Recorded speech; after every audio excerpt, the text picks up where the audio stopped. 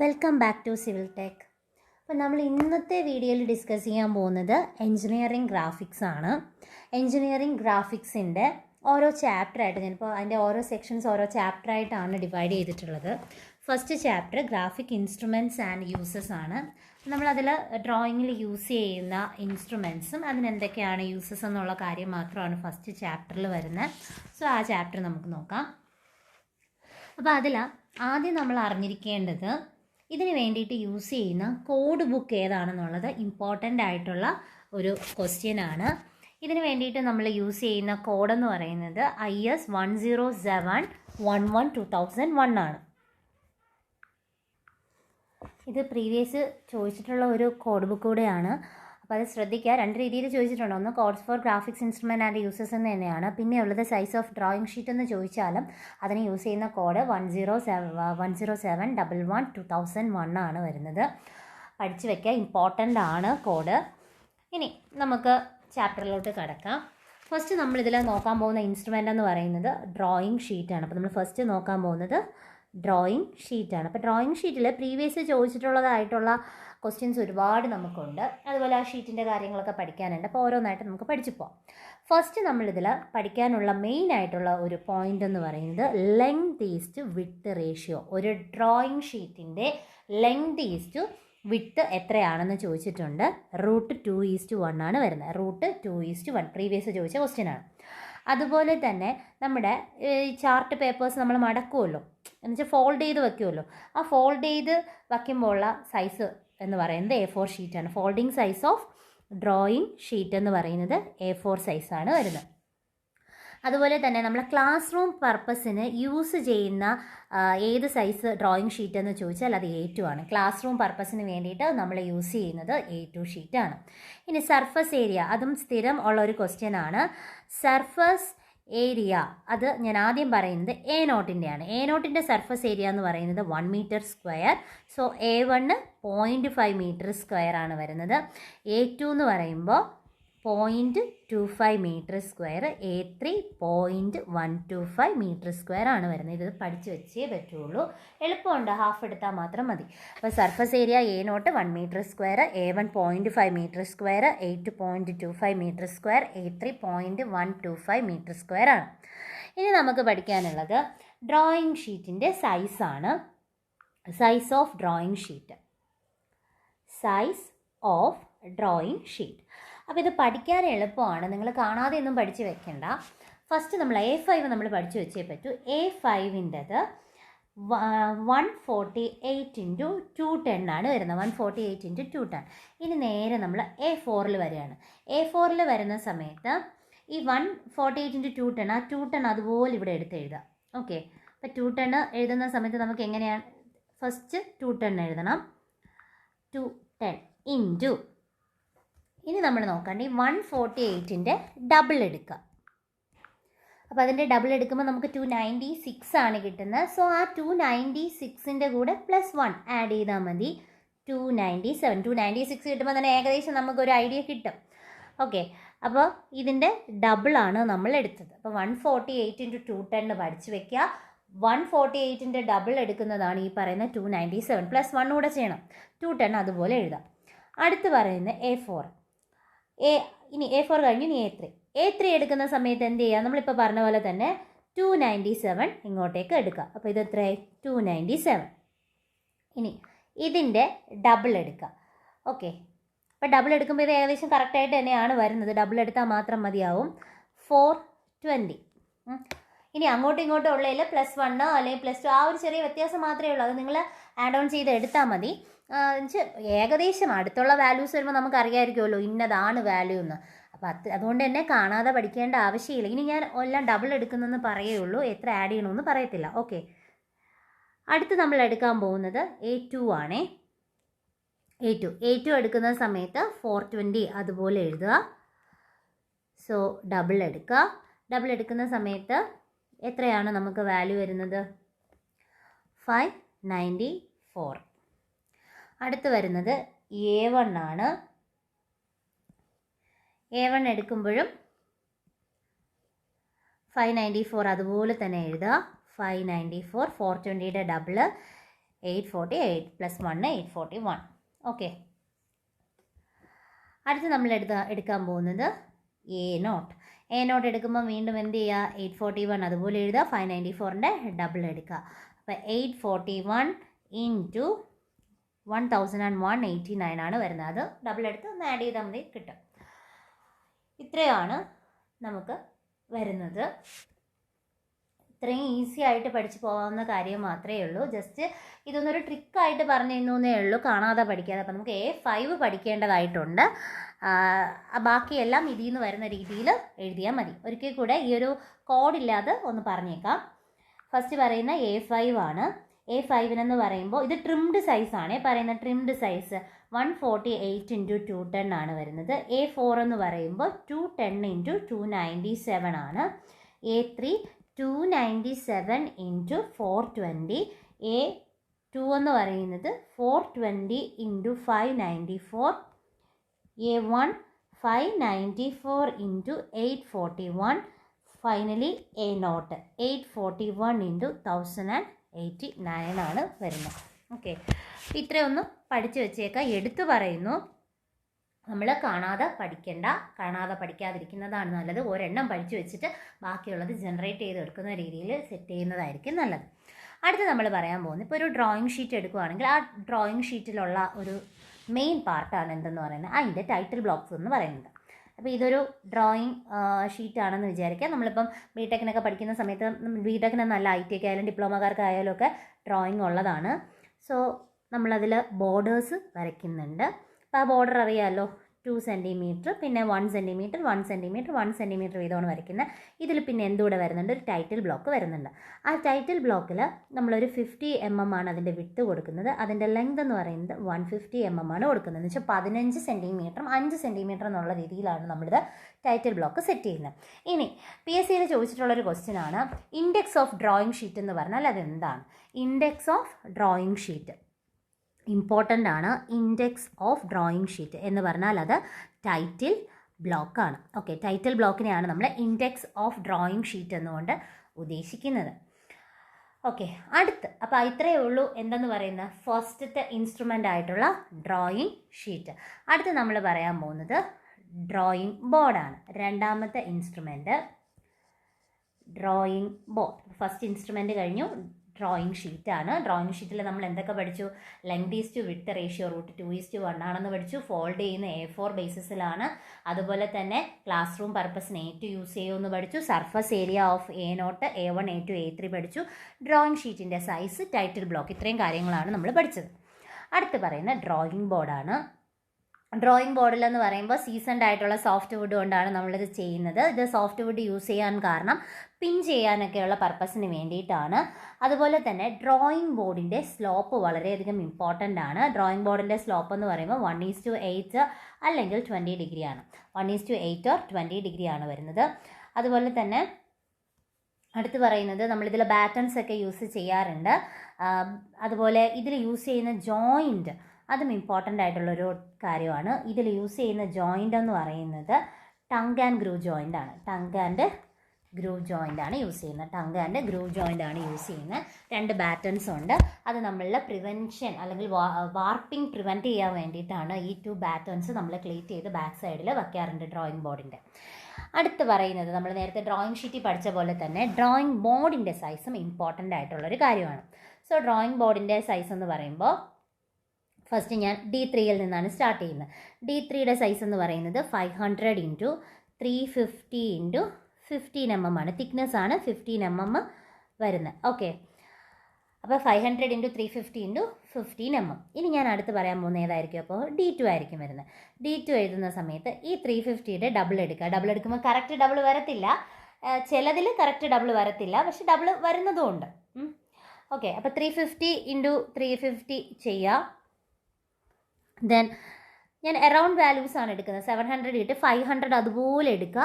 Thickness ആദ്യത്തെ രണ്ടെണ്ണത്തിന് 50 mm തന്നെയാണ് വരുന്നത്. ഓക്കെ, 500 × 350 × 15. അടുത്ത് 350യുടെ ഡബിൾ എടുക്കുക. എടുത്ത് പറയുന്നു, ഡബിൾ എന്ന് പറയുമ്പോൾ ചിലതിന് ഡബിൾ കറക്റ്റായിട്ട് വരണമെന്നില്ല, കുറച്ച് പോയിൻറ്റ്സ് അങ്ങോട്ടും ഇങ്ങോട്ടൊക്കെ വ്യത്യാസമാണ്, ചിലത് സെയിം ആയിട്ട് തന്നെ വരാം. അപ്പോൾ 350 അതിൻ്റെ ഡബിൾ 500 സെയിം, അതുപോലെ തിക്നെസ് സെയിം ആയിട്ട് എടുത്തു. അടുത്ത് ഞാൻ എടുക്കുന്നത് D1 ആണ്. D1 എടുക്കുമ്പോൾ എന്ത് ചെയ്യും, ഈ 500ൻ്റെ ഡബിളാണ് ഞാൻ എടുക്കുന്നത്. 500ൻ്റെ ഡബിൾ എന്ന് പറഞ്ഞ് ഞാൻ 1000 എടുത്തു. സോ 700 അതുപോലെ തന്നെ എഴുതി. അവിടുത്തെ തിക്നെസ് എന്ന് പറയുന്നത് 25 mm ആണ്. അടുത്തത് D0 ആണ് വരുന്നത്. D0 എടുക്കുമ്പോഴത്തേക്ക് 700, ആ 700ൻ്റെ ഡബിൾ എടുക്കുമ്പോൾ കറക്റ്റ് കിട്ടില്ല. സോ 1500 ആണ് വരുന്നത്. നമുക്ക് 400 വരുന്നു, ഒരു ചെറിയ വ്യത്യാസം, ഒരു 500 ആക്കി എടുക്കാം. 400 എന്ന് പറയുമ്പോൾ തന്നെ നമുക്ക് ഏകദേശം 1-2 പ്രാവശ്യം വായിക്കുന്ന ഒരാൾക്ക് 500 ഓട്ടോമാറ്റിക്കലി തന്നെ സെറ്റ് ആവും. Into 1000 into 25 mm. Okay, easy ആയിട്ട് പഠിച്ചുകൂടെ? ഏതെങ്കിലും ഈ D3 മാത്രം പഠിച്ചിരുന്നാൽ മതി, താഴോട്ടുള്ളത് ഈസി ആയിട്ട് നമുക്ക് ഡബിൾ എടുത്ത് സെറ്റ് ചെയ്യാവുന്നതേ ഉള്ളൂ. ഡബിളും സിമിലറും. പിന്നെ പഠിച്ചു വെക്കേണ്ട ഒരു കാര്യം, D3 D2 15 mm തിക്നെസ് ആണെങ്കിൽ D1 D0 എന്ന് പറയുന്നത് 25 mm തിക്നെസ്സിലായിരിക്കും വരുന്നത്. ഈ ഒരു കാര്യം മാത്രം ഡ്രോയിങ് ബോർഡിൻ്റെ മെഷർമെൻറ്റ്സിൽ അറിഞ്ഞിരുന്നാൽ മതി. അടുത്ത് പറയുന്നത് അടുത്ത ഇൻസ്ട്രുമെൻ്റ് ആയിട്ടുള്ള T സ്കെയിലാണ്. ഓക്കെ, T സ്കെയിലിനെ തന്നെ നമ്മൾ T സ്ക്വയർ എന്നുകൂടെ പറയുന്നുണ്ട്. T സ്കെയിലിനെ T സ്ക്വയർ എന്നുകൂടെ പറയുന്നുണ്ട്. അപ്പോൾ ഇതിൻ്റെ ഒരു ഫിഗർ, ഏകദേശം ഒരു ഫിഗർ വരുന്നത് ഈ ഒരു രീതിയിലായിരിക്കും വരുന്നത്. ഓക്കെ, അപ്പോൾ ഇതിൽ 90 ഡിഗ്രി ആംഗിൾ ബേസിസിലാണ് വരുന്നത്. ഈ ഒരു എഡ്ജിനെ പറയുന്ന പേര്, ഇതിനെയാണ് നമ്മൾ ബിവൽഡ് എഡ്ജ് എന്ന് പറയുന്നത്. ബിവൽഡ് എഡ്ജ് അല്ലെങ്കിൽ വർക്കിംഗ് എഡ്ജ് എന്ന് പറയാം. Bevelled edge or working edge. ഈ ഒരു ഹൊറിസോണ്ടൽ ആയിട്ടുള്ള ലോങ് സ്ട്രിപ്പിനെ പറയുന്ന പേരാണ് ബ്ലൈഡ്. ശ്രദ്ധിക്കുക, long strip of a T square എന്ന് ചോദിച്ചാൽ അത് ബ്ലൈഡും, short strip of a T square എന്ന് ചോദിച്ചാൽ, ഇതാണ് short strip of a T square എന്ന് ചോദിച്ചാൽ അത് ഹെഡ് അല്ലെങ്കിൽ സ്റ്റോക്ക് എന്നുമാണ് പറയുന്നത്. Okay, short strip of T square head or stock ആണ് പറയുന്നത്. അതുപോലെ തന്നെ T സ്ക്വയറിൻ്റെ വർക്കിംഗ് എഡ്ജ് ഏതാണെന്ന് ചോദിച്ചാൽ അത് ഈ പറയുന്ന ബിവൽഡ് എഡ്ജ് ആണ് വരുന്നത്. ഇനി പിന്നെ ഒരു കാര്യം ചോദിക്കാനുള്ളത്, നമ്മുടെ റൈറ്റിംഗ് ബോർഡിന് യൂസ് ചെയ്യുന്ന സൈസ് നിങ്ങൾക്ക് എല്ലാവർക്കും അറിയാമല്ലോ, A4 സൈസാണ് റൈറ്റിംഗ് ബോർഡിനായിട്ട് നമ്മൾ യൂസ് ചെയ്യുന്നത്. അടുത്ത ഇൻസ്ട്രുമെൻ്റ് ആണ് സെറ്റ് സ്ക്വയർ. സെറ്റ് സ്ക്വയർ എന്ന് പറയുമ്പോഴത്തേക്കും പാരലൽ ലൈൻസ്, പെർപെൻഡിക്കുലർ ലൈൻസ്, ചില ആംഗുലർ ലൈൻസ് ഒക്കെ വരയ്ക്കാൻ വേണ്ടിയിട്ടാണ് നമ്മൾ സെറ്റ് സ്ക്വയർസ് യൂസ് ചെയ്യുന്നത്. അതുപോലെ തന്നെ സെറ്റ് സ്ക്വയർ ആംഗിൾസിൽ 50 ഡിഗ്രി നമുക്ക് വരയ്ക്കാൻ പറ്റും. ഇനി 45 ഡിഗ്രി ഓഫ് സെറ്റ് സ്ക്വയർ എന്ന് പറയുമ്പോൾ അത് 20 സെൻറ്റിമീറ്ററും, 45 ഡിഗ്രി സെറ്റ് സ്ക്വയർ 20 സെൻറ്റിമീറ്റർ ലെങ്തിലും, അതുപോലെ തന്നെ 30 to 60 ഡിഗ്രി സെറ്റ് സ്ക്വയേഴ്സ് എന്ന് പറയുന്നത്, സെറ്റ് സ്ക്വയർ ആണ് SS എന്ന് എഴുതിയിരിക്കുന്നത്, സെറ്റ് സ്ക്വയർ എന്ന് പറയുന്നത് 25 സെൻറ്റിമീറ്ററിലും നമുക്ക് അവൈലബിൾ ആണ്. ഓക്കെ, അല്ലെങ്കിൽ ഉണ്ട്. അടുത്ത് പറയുന്ന ഇൻസ്ട്രുമെൻ്റ് ആണ് പ്രൊട്രാക്ടർ എന്ന് പറയുമ്പോൾ നമുക്കറിയാം ആംഗിൾ എടുക്കാനാണ് യൂസ് ചെയ്യുന്നത്. ഇത് 2 ടൈപ്പാണുള്ളത്. ഒന്ന് സെമി സർക്കുലാർ പ്രൊട്രാക്ടറും, രണ്ടാമത്തത് സർക്കുലാർ പ്രൊട്രാക്ടറും. Okay, circular protractor. ഈ സർക്കുലാർ പ്രൊട്രാക്ടറിൽ നിങ്ങൾ ശ്രദ്ധിച്ചിട്ടുണ്ടോ? സർക്കുലാർ പ്രൊട്രാക്ടറിൻ്റെ അകത്ത് ചെറിയ ചെറിയ സർക്കിൾസ് കാണും. ഈ സർക്കിളിനെ പറയുന്ന പേരാണ് പ്രോ സർക്കിൾ. ഓക്കെ, ഈ ഒരു സർക്കിളിനെ പറയുന്ന പേരാണ് pro circle. Angles set out ചെയ്യാനൊക്കെ വേണ്ടിയിട്ടാണ് നമ്മൾ പ്രൊട്രാക്ടർ യൂസ് ചെയ്യുന്നത്. സെമി സർക്കിളിലാണെങ്കിൽ 0 to 180 ഡിഗ്രിയും സർക്കുലാറിലാണെങ്കിൽ 0 to 360 ഡിഗ്രിയും ആംഗിൾസിലായിരിക്കും ഉണ്ടാവുക. അടുത്ത് പറയുന്ന ഇൻസ്ട്രുമെൻ്റ് ആണ് drafting machine. Okay, drafting machine എന്ന് പറയുമ്പോൾ അതിലിപ്പോൾ പറഞ്ഞ പ്രൊട്രാക്ടർ, തൊട്ട് മുന്നേ പറഞ്ഞ സെറ്റ് സ്ക്വയർ, അതുപോലെ സ്കെയില്, ഇതിൻ്റെ ആൻഡ് T സ്കെയിൽ, ഇതിൻ്റെയൊക്കെ ഒരു കോമ്പിനേഷനാണ് വരുന്നത്. Protractor, set square, scales, T scales, ഇതിൻ്റെ ഒരു കോമ്പിനേഷനെയാണ് നമ്മൾ ഡ്രാഫ്റ്റിംഗ് മെഷീൻ എന്ന് പറയുന്നത്. ഇനി ഇപ്പോൾ നമ്മൾ കൂടുതലും യൂസ് ചെയ്യുന്നത് എന്താണ്? മിനി ഡ്രാഫ്റ്ററാണ് യൂസ് ചെയ്യുന്നത്. ഡ്രാഫ്റ്ററല്ല യൂസ് ചെയ്യുന്നത്, മിനി ഡ്രാഫ്റ്റർ. അതെന്ന് പറയുമ്പം സിംപ്ലിഫൈഡ് ഫോമാണ്. ഓക്കെ, സിംപ്ലിഫൈഡ് ഫോം ഓഫ് എന്താണ്? ഡ്രാഫ്റ്റിംഗ് മെഷീൻ്റെ സിംപ്ലിഫൈഡ് ഫോമിനെയാണ് നമ്മൾ മിനി ഡ്രാഫ്റ്റർ എന്നുകൊണ്ട് ഉദ്ദേശിക്കുന്നത്. അടുത്ത് നമ്മൾ പറയാൻ പോകുന്നത് കോമ്പസ് ആണ്. കോമ്പസ് എന്ന് പറയുമ്പോൾ നമ്മൾ സർക്കിൾസ് ഡ്രോ ചെയ്യാൻ വേണ്ടിയിട്ടും അതുപോലെ തന്നെ ആർക്സ് ഓഫ് സർക്കിൾസ് ഒക്കെ ഡ്രോ ചെയ്യാൻ വേണ്ടിയിട്ടും ഒക്കെയാണ് കോമ്പസ് യൂസ് ചെയ്യുന്നത്. ഇതിൽ തന്നെ റേഡിയസ് ബേസിസിൽ ഡിഫറെൻറ്റ് ടൈപ്സ് ഓഫ് കോമ്പസ് ഉണ്ട്. ഇതിൽ ഫസ്റ്റ് നമ്മൾ പറയുന്നത് 200 mm അല്ലെങ്കിൽ 200 mm വരെയുള്ള സർക്കിൾസ് ഡ്രോ ചെയ്യാൻ വേണ്ടിയിട്ടാണ് നമ്മൾ ലാർജ് ബോ കോമ്പസ് യൂസ് ചെയ്യുന്നത്. ഇനി അടുത്തൊരു കാറ്റഗറിയാണ് സ്മോൾ ബോ കോമ്പസ്. സ്മോൾ കോമ്പസിന് 2 ടൈപ്പ് ഉണ്ട്. സ്പ്രിംഗ് ബോ കോമ്പസും അതുപോലെ തന്നെ ഡ്രോപ്പ് സ്പ്രിംഗ് ബോ കോമ്പസും ആണ് ഉള്ളത്. അതിൽ 25 mm വരെയുള്ള റേഡിയസിലുള്ള കർവ്സ് സർക്കിൾസ് വരയ്ക്കാനാണെങ്കിൽ അതിന് നമുക്ക് സ്പ്രിംഗ് ബോ കോമ്പസ് യൂസ് ചെയ്യാം. അതിലും ചെറുതായിട്ടുള്ള വളരെ ചെറിയ സർക്കിൾസ് വരയ്ക്കാൻ വേണ്ടിയിട്ട് ഡ്രോപ്പ് സ്പ്രിംഗ് ബോ കോമ്പസും ആണ് യൂസ് ചെയ്യുന്നത്. അപ്പോൾ ഇത്രയും കാര്യങ്ങളാണ് കോമ്പസിൽ അറിഞ്ഞിരിക്കേണ്ടത്. അടുത്ത ഇൻസ്ട്രുമെൻറ്റ് ഡിവൈഡർ ആണ്. അടുത്ത ഇൻസ്ട്രുമെൻറ്റ് ഡിവൈഡറിലെന്ന് പറയുമ്പോഴത്തേക്ക് ഇപ്പോൾ ഒരു സ്ട്രെയിറ്റ് ലൈൻ ഉണ്ടെങ്കിൽ അതിൽ ഈക്വലി ഡിവൈഡ് ചെയ്യേണ്ട അല്ലെങ്കിൽ ഈക്വലി കട്ട് ചെയ്യേണ്ട പോർഷൻസ് ഒക്കെ ആവശ്യം വരികയാണെങ്കിൽ അതിന് വേണ്ടിയിട്ട് നമ്മൾ ഡിവൈഡേഴ്സ് യൂസ് ചെയ്യാറുണ്ട്. അതുപോലെ തന്നെ ഒരു പേപ്പറിൽ ഇപ്പോൾ നമ്മൾ ഡ്രോ ചെയ്ത് വെച്ചിരിക്കുന്ന അതേ ഡയമെൻഷൻസ് വേറൊരു ഷീറ്റിലോട്ടൊക്കെ ട്രാൻസ്ഫർ ചെയ്യണമെന്നുണ്ടെങ്കിലും നമുക്ക് ഡിവൈഡർ യൂസ് ചെയ്യാവുന്നതാണ്. എന്ന് വെച്ചാൽ ഡയമെൻഷൻസ് ട്രാൻസ്ഫർ ചെയ്യാൻ വേണ്ടിയിട്ടും ഡിവൈഡേഴ്സ് യൂസ് ചെയ്യാറുണ്ട്.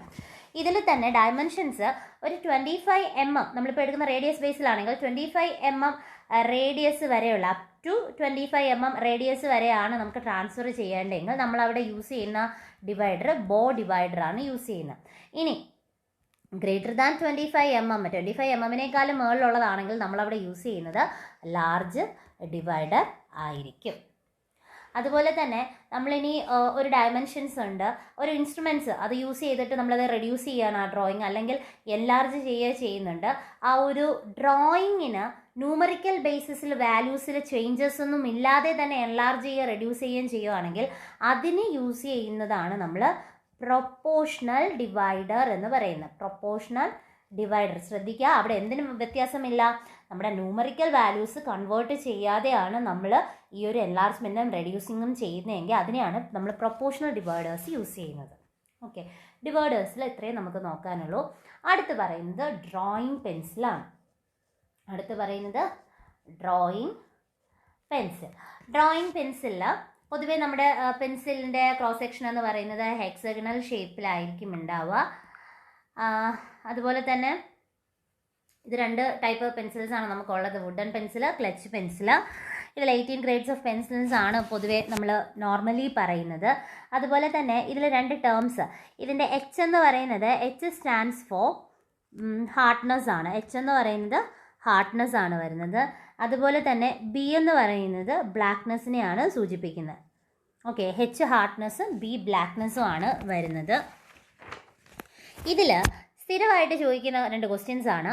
ഏറ്റവും ഹാർഡസ്റ്റ് ആയിട്ടുള്ള പെൻസിൽ ഏതാണ്? ഹാർഡസ്റ്റ് പെൻസിൽ ഏതാണെന്ന് ചോദിക്കാറുണ്ട്. ഹാർഡസ്റ്റ് പെൻസിൽ എന്ന് പറയുന്നത് 9H ആണ്.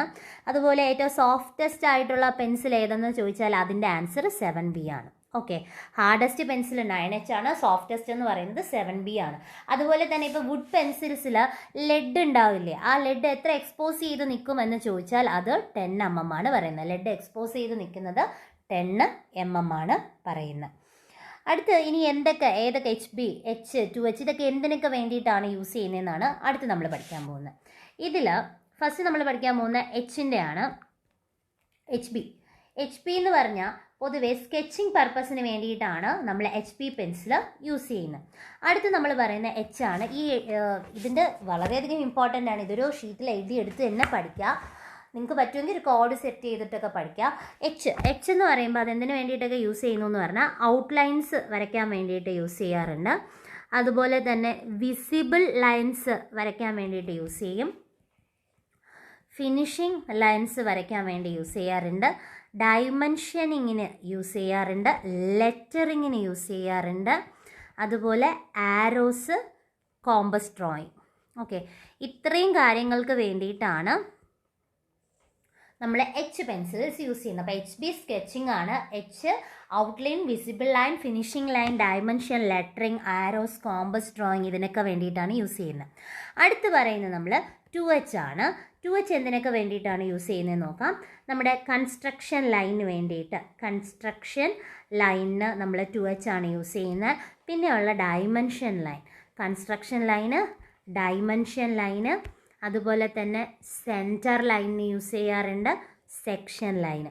അപ്പോൾ ഇത്രയും കാര്യങ്ങൾക്ക് വേണ്ടിയിട്ട് നമ്മൾ 2H ആണ് യൂസ് ചെയ്യുന്നത്.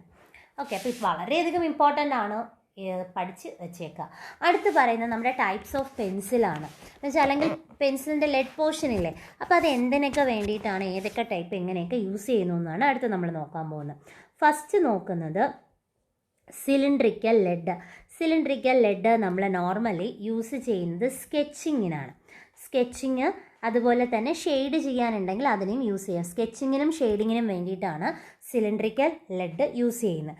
രണ്ടാമത്തേത് കോണിക്കൽ ലെഡാണ്.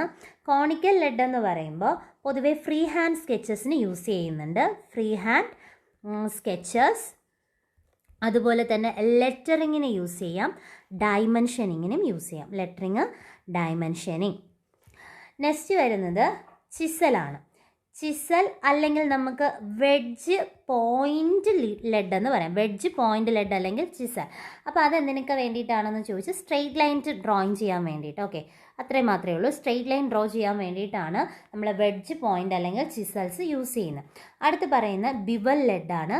ബിവൽ ലെഡ് എന്ന് പറയുമ്പോൾ കോമ്പസ് ഡ്രോയിങ്ങിന് വേണ്ടിയിട്ടാണ് നമ്മൾ യൂസ് ചെയ്യുന്നത്. ബിവൽ ലെഡ് കോമ്പസ് ഡ്രോയിങ്ങിന് വേണ്ടിയിട്ടാണ് ബിവൽ ലെഡ് യൂസ് ചെയ്യുന്നത്. വളരെയധികം ഇമ്പോർട്ടൻ്റ് ആണ്. പെൻസിൽ നല്ല രീതിയിൽ തന്നെ നോക്കി വെച്ചേക്കുക. ഫുൾ പോയിൻറ്റ്സ് പ്രീവിയസ് ചോദിച്ചിട്ടുള്ളതാണ്. അടുത്ത ഇൻസ്ട്രുമെൻ്റ് എന്ന് പറയുന്നത് എറൈസറാണ്. എറൈസർ വേറെ ഒന്നുമില്ല പറയാൻ. എന്താണ്, അൺവാണ്ടഡ് ആയിട്ടുള്ള കാര്യങ്ങൾ എറൈസ് ചെയ്ത് കളയാൻ വേണ്ടിയിട്ടാണ് എറൈസർ യൂസ് ചെയ്യുന്നത്. Used to erasing ink or pencil marks. അടുത്ത് പറയുന്നത് എറൈസിങ് ഷീൽഡ്. എറൈസിങ് ഷീൽഡ് എന്ന് പറയുമ്പോഴത്തേക്കും ഒരു പർട്ടിക്കുലർ സ്പോട്ടാണ് നമുക്ക് എറൈസ് ചെയ്യാണ്ടെങ്കിൽ അതിന് വേണ്ടിയിട്ട് യൂസ് ചെയ്യുന്നതാണ് എറൈസിങ് ഷീൽഡ് എന്ന് പറയുന്നത്. അടുത്ത് പറയുന്ന രണ്ട് ടേംസ്, ഒന്ന് സ്റ്റെൻസിലും പിന്നെയുള്ള ഒന്ന് ടെംപ്ലേറ്റുമാണ്. സ്റ്റെൻസിൽ എല്ലാവർക്കും അറിയാമായിരിക്കുമല്ലോ, നമ്മുടെ ലെറ്റേഴ്സിൻ്റെയൊക്കെ അച്ച്, അതാണ് ഉദ്ദേശിക്കുന്നത്. തിന്നായിട്ടുള്ള ഫ്ലാറ്റ് പീസസ് ഓഫ് സെല്ലുലോയിഡാണ്. ഇതിൽ ലെറ്റേഴ്സും ന്യൂമറിക്കൽസും ആയിരിക്കും കൊടുത്തിരിക്കുന്നതെങ്കിൽ അതിന് സ്റ്റെൻസിൽ എന്നും, അതേസമയം ലെറ്ററും ന്യൂമറിക്കൽസും അല്ല, ഷേപ്സ് ആണ് കൊടുത്തിരിക്കുന്നതെങ്കിൽ, സർക്കിൾ, ആർക്ക്, എലിപ്സ്, ട്രയാങ്കിൾ, പോളിഗൺ ഇതുപോലത്തെ ഷേപ്സ് ആണ് കൊടുത്തിരിക്കുന്നതെങ്കിൽ അതിന് ടെംപ്ലേറ്റ് എന്നുമാണ് പറയുന്നത്. അടുത്ത ടേംസ്, അതും പ്രീവിയസ് സ്ഥിരം ഉള്ളൊരു ക്വസ്റ്റ്യൻ ആണ്. ഇനി പറയുന്നത് ഫ്രഞ്ച് കർവ്. ഫ്രഞ്ച് കർവ് എന്ന് പറഞ്ഞാൽ ഇറഗുലർ കർവ്സ് വരയ്ക്കുന്നതിന് വേണ്ടിയിട്ടാണ് ഫ്രഞ്ച് കർവ് യൂസ് ചെയ്യുന്നത്. ഇതേ സിമിലർ ആയിട്ട് വരുന്ന വേറൊരു ടേമാണ് ഫ്ലെക്സിബിൾ കർവ്. ഫ്ലെക്സിബിൾ കർവ് എന്ന് വെച്ചാൽ ഏത് ഷേപ്പ് വരയ്ക്കണമെങ്കിലും നമുക്ക് യൂസ് ചെയ്യാൻ പറ്റുന്ന ഫ്ലെക്സിബിൾ കർവും ഇറഗുലർ കർവ്സ് വരയ്ക്കുന്നതിന് വേണ്ടിയിട്ടുള്ളത് ഫ്രഞ്ച് കർവ്സും ആണ്. ഈ ഫിഗറിൽ ആദ്യം കാണിച്ചിരിക്കുന്നതാണ് എറൈസിങ് ഷീൽഡ് എന്ന് പറയുന്നത്. First figure arising shield. രണ്ടാമത് കാണിച്ചിരിക്കുന്നത് ഫ്രഞ്ച് കർവാണ്. മൂന്നാമത്തെ ഫിഗർ ഫ്ലെക്സിബിൾ കർവ്. അപ്പോൾ ആദ്യത്തെ എറൈസിങ് ഷീൽഡ്, രണ്ടാമത്തെ ഫ്രഞ്ച് കർവ്, മൂന്നാമത്തെ ഫ്ലെക്സിബിൾ കർവ്. ഇതാണ് സ്റ്റെൻസിൽ. ഓക്കെ, സ്റ്റെൻസിൽ അതുപോലെ തന്നെ ഷേപ്സിൽ വരുവാണെങ്കിൽ അതിനെ പറയുന്നത് ടെംപ്ലേറ്റ്. ഇതാണ് നമ്മളിപ്പോൾ പറഞ്ഞതിൻ്റെയൊക്കെ ഫിഗേഴ്സ് വരുന്നത്. ജസ്റ്റ് ഇതുകൂടെ നോക്കുമ്പോൾ തന്നെ നിങ്ങൾക്ക് പെട്ടെന്ന് തന്നെ മനസ്സിലാവും. അപ്പോൾ ഫസ്റ്റ് ചാപ്റ്ററിൽ ഇത്രയും കാര്യങ്ങളേ ഉള്ളൂ.